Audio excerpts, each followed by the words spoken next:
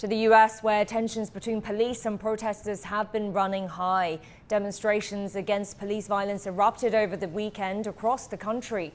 The three main protests took place in Portland, Oregon, Chicago and Minneapolis. They were in reaction to separate police shootings. And they come ahead of a verdict in the trial of Derek Chauvin, a white police officer charged in the murder of African-American George Floyd. Jagruti Dave has the details for us from Washington.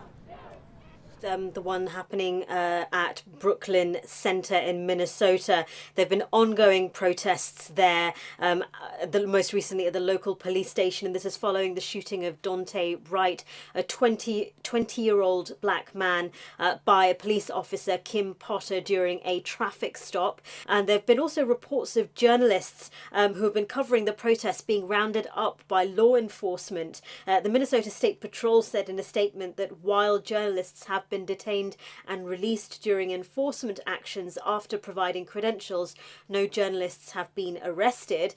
Then we've got Chicago, where hundreds of people gathered, converged to protest against the police shooting of 13-year-old Adam Toledo last month.